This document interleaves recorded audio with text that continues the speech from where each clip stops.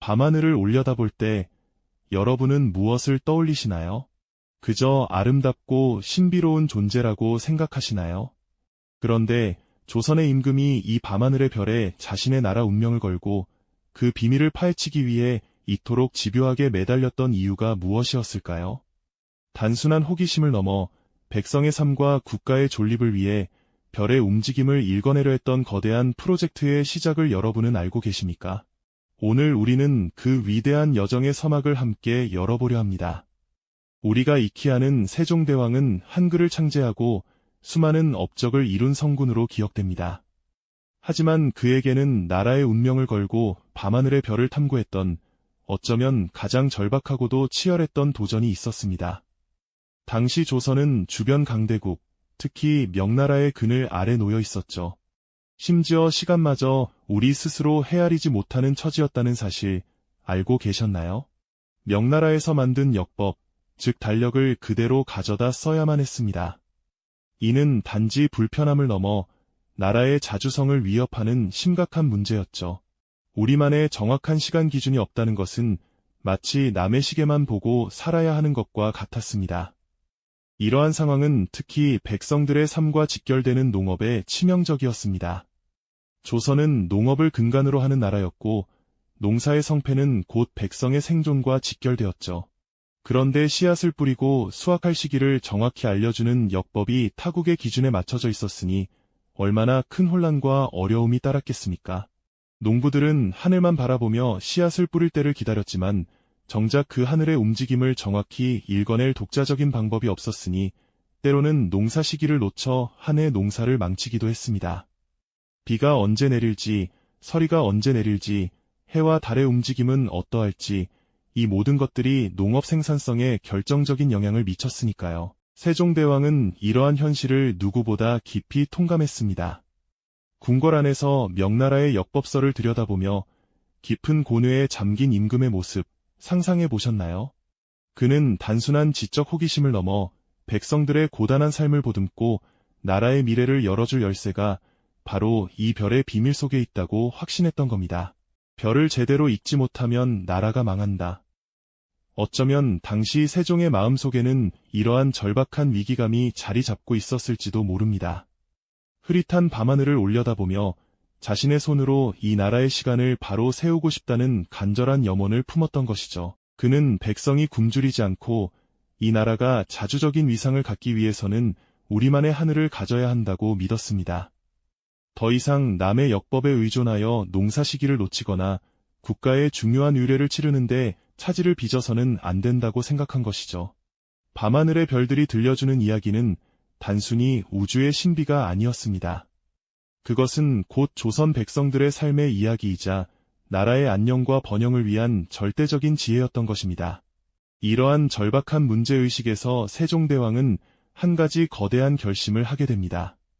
바로 조선의 독자적인 천문학을 발전시켜 우리만의 역법을 만들겠다는 것이었죠. 이는 당시로서는 상상하기 어려운 그야말로 혁명적인 발상이었습니다. 과연 세종은 어떻게 이 불가능해 보이는 도전을 시작했을까요? 그리고 그 과정에서 어떤 인물들이 임금의 뜻을 받들어 이대한 여정에 동참하게 되었을까요? 다음 이야기에서 우리는 세종의 꿈을 현실로 만들기 위해 고군분투했던 당대 최고의 과학자들, 그 지식의 최전선에서 펼쳐진 치열한 노력과 좌절, 그리고 포기하지 않는 열정의 드라마를 만나볼 것입니다. 조선의 하늘을 우리 손으로 읽어내기 위한 그들의 위대한 여정은 이제 막 시작되려 합니다. 세종대왕의 원대한 비전은 결코 단순한 꿈으로만 머물지 않았습니다.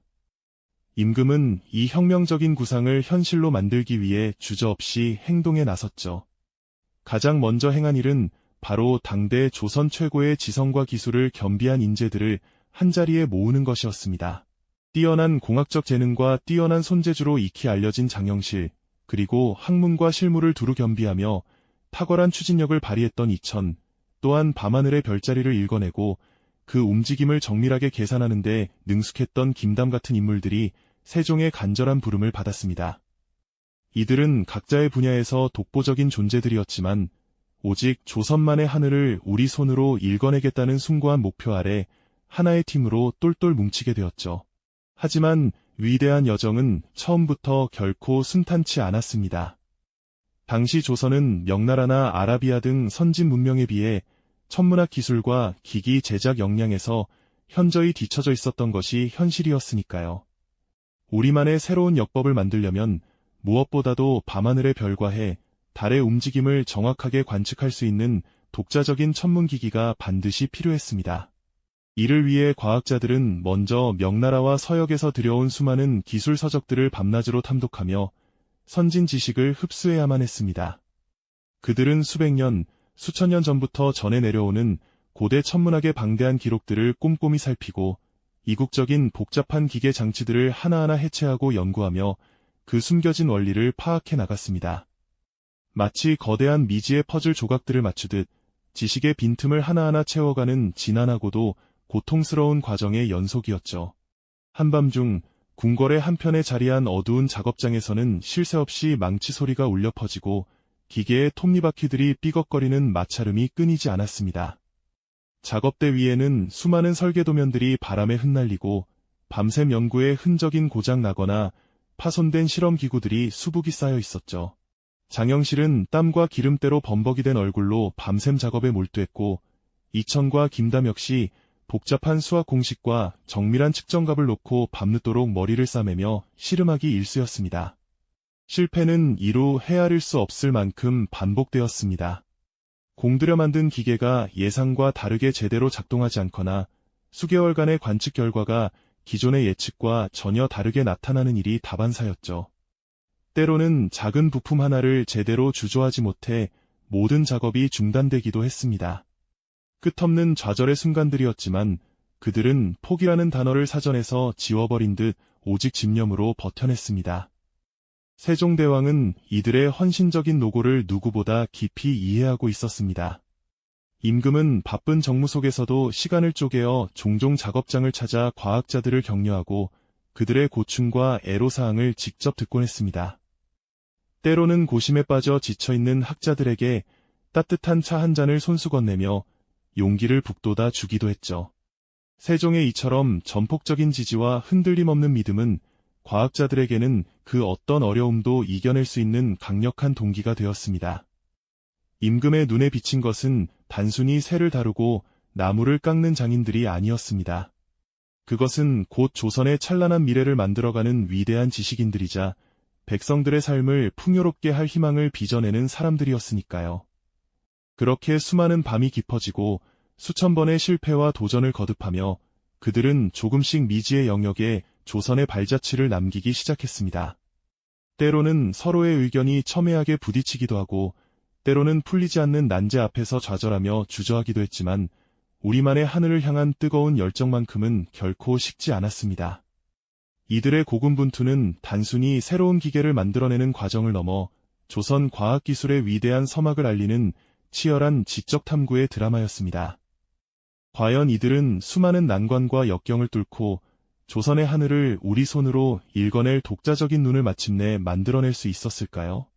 그들의 땀과 집념이 빚어낼 놀라운 변화를 다음 이야기에서 더욱 자세히 만나보시죠. 수많은 밤을 지새우며 오직 한 가지 목표를 향해 달려온 과학자들, 과연 그들은 조선만의 하늘을 읽어낼 독자적인 눈을 만들어낼 수 있었을까요? 네, 마침내 그들의 땀과 열정은 눈부신 결실로 피어나기 시작했습니다. 수천 번의 실패와 재도전 끝에 조선의 하늘을 우리 손으로 직접 관측하고 기록할 수 있는 독창적인 천문기기들이 하나둘 그 모습을 드러냈으니까요. 가장 먼저 우리 앞에 펼쳐진 것은 우주의 신비를 담아낸 듯 복잡하면서도 아름다운 자태를 뽐내는 혼천이었습니다. 이 기구는 해와 달, 그리고 수많은 별들의 위치와 움직임을 정밀하게 측정할 수 있도록 설계되었죠. 톱니바퀴 하나, 축 하나에도 조선의 장인 정신과 과학적 통찰력이 오롯이 스며들어 있었습니다. 밤하늘을 수놓은 별들이 혼천이의 정교한 눈을 통해 새로운 의미를 얻게 되는 순간이었죠. 그리고 백성들의 일상에 혁명적인 변화를 가져온 자경루가 탄생했습니다. 밤낮 없이 흐르는 물의 정교한 움직임으로 스스로 시간을 알리는 자경루는 백성들의 삶에 정확한 시간의 개념을 불어넣어 주었죠. 단순히 시간을 알려주는 기계를 넘어 농사 시기를 놓치지 않고 약속을 지키며 사회 전체의 질서를 바로잡는 혁신적인 발명품으로 그 역할을 톡톡히 해냈습니다. 더 이상 어림짐작으로 하루를 보내는 일은 없었을 겁니다. 또 하나, 백성들의 생활 속으로 깊숙이 파고든 기기가 있었으니 바로 앙부일구입니다. 오목한 반구형 해시계에 새겨진 정교한 눈금 위로에 그림자가 드리워지며 정확한 시간을 가리키는 모습은 당시 사람들에게는 마법과도 같은 경이로움을 선사했을 겁니다. 이 해시계는 궁궐뿐 아니라 길거리에도 설치되어 남녀노소 누구나 쉽게 시간을 확인하고 하루를 계획할 수 있게 도왔습니다. 이처럼 백성을 향한 세종대왕의 깊은 애민 정신이 담긴 발명품이었죠. 이 모든 기기의 정점에는 거대한 규모와 압도적인 정밀도를 자랑하는 간이가 자리 잡고 있었습니다. 간이는 높은 간이대 위에 설치되어 밤하늘의 별들이 그려내는 궤적을 꼼꼼히 추적하고 기록하는 데 사용되었습니다. 이 거대한 관측기구는 조선의 과학자들이 하늘의 움직임을 이전과는 비교할 수 없는 정확도로 읽어낼 수 있도록 해주었죠. 마치 우주의 비밀을 캐내는 거대한 눈과도 같았습니다. 이처럼 혼천에 자경루, 앙부일구, 그리고 간이에 이르기까지 조선의 과학자들은 각기 다른 역할을 수행하는 독창적인 천문 관측 기구들을 잇따라 완성해냈습니다. 이 기구들은 단순히 모방에 그치지 않고 조선의 지형과 환경, 그리고 백성들의 삶에 최적화된 형태로 재탄생한 그야말로 자주적인 과학기술의 결정체였죠. 이 모든 발명품에는 우리만의 하늘을 읽어내고자 했던 뜨거운 열망이 고스란히 담겨 있었습니다. 수많은 밤하늘을 관측하고 셀 수 없이 많은 데이터를 기록하며 조선의 과학자들은 마침내 그들의 최종 목표에 도달하기 시작했습니다. 바로 조선의 실정에 맞는 독자적인 역법, 칠정산을 편찬하는 것이었죠. 칠정산은 해와 달, 그리고 수성을 비롯한 5행성, 즉 칠정의 움직임을 정확하게 계산하여 미래의 천문 현상을 예측하는 체계적인 달력이었습니다. 이는 명나라에서 들여온 역법이 조선의 위도와 경도에 완벽히 들어맞지 않아 발생했던 오차를 바로잡는 실로 기념비적인 작업이었습니다. 칠정산은 명나라의 역법을 단순히 번역하거나 수정하는 수준을 넘어섰습니다. 조선의 과학자들은 수십 년간 축적된 방대한 관측 데이터를 바탕으로 해와 달의 운행 주기를 명나라의 달력보다 훨씬 더 정교하게 짚어내기 시작했으니 이는 실로 놀라운 진보였죠. 특히 일식과 월식 같은 중요한 천문 현상을 명나라의 역법보다 더 정확하게 예측해내는 데 성공하면서 조선의 과학기술은 그야말로 정점에 달했음을 만천하에 증명해 보였습니다. 이 순간 조선은 더 이상 외세의 역법에 의존하지 않고 스스로 하늘의 이치를 깨달아 백성들의 삶을 다스릴 수 있는 자주적인 국가임을 선언한 것이나 다름없었습니다. 칠정산의 탄생은 단순한 과학적 성과를 넘어 조선의 자부심과 정체성을 확고히 세우는 위대한 업적이었죠. 백성을 위한 임금의 염원과 과학자들의 헌신적인 노력이 하나로 모여 마침내 조선의 하늘을 우리 손으로 읽어낼 수 있는 위대한 눈을 완성한 것입니다. 이 얼마나 가슴 벅찬 순간이었을까요? 이 얼마나 가슴 벅찬 순간이었을까요? 그렇다면 이제 조선의 하늘을 우리 손으로 읽어낼 수 있게 된 이 위대한 성과가 과연 그 시대 백성들의 삶에 어떤 빛을 드리웠을까요? 칠정산의 완성은 단순한 역법 편찬을 넘어 조선 사회 전반에 걸쳐 실질적이고 깊이 있는 변화를 가져왔습니다. 가장 먼저 백성들의 일상과 직결된 농업 분야에서 눈부신 발전이 시작되었죠. 이전에는 언제 씨를 뿌리고 언제 거두어야 할지 하늘의 뜻에만 맡겨야 했던 농부들에게 정확한 절기와 기후 변화 예측은 마치 나침반처럼 명확한 지침을 제공했습니다. 더 이상 예측 불가능한 자연재해와 흉작의 두려움에 떨지 않고 체계적으로 농사를 계획하고 대비할 수 있게 된 것입니다. 이는 곧 농업 생산성의 비약적인 향상으로 이어졌고 백성들의 삶은 이전에 비해 훨씬 안정적이고 풍요로워질 수 있었죠. 한 해의 농사의 풍흉이 곧 백성의 생존과 직결되었던 시대에 칠정산은 그야말로 백성을 살리는 생명의 역법이었던 셈입니다. 논밭에서 땀 흘리는 백성들의 얼굴에 비로소 안도의 미소와 희망이 번져갔을 겁니다. 또한 혼천이나 앙부일구 같은 독자적인 천문 관측 기기들은 시간을 재는 도구를 넘어 백성들의 삶을 더욱 질서정연하고 효율적으로 만들었습니다. 궁궐 안팎, 그리고 주요 거리에 놓인 앙부일구의 그림자는 이제 모두에게 정확한 시간을 알려주었고, 이는 시장의 개장과 폐장, 관청의 업무 시작과 종료, 심지어 개인의 약속까지 사회 전반의 활동에 통일된 기준을 제공했습니다. 해와 달의 움직임에 따라 시간을 어림잡던 막연하고 불확실했던 일상에서 벗어나 이제 모두가 같은 시계를 바라보며 살아가는 새로운 질서가 자리 잡게 된 것이죠.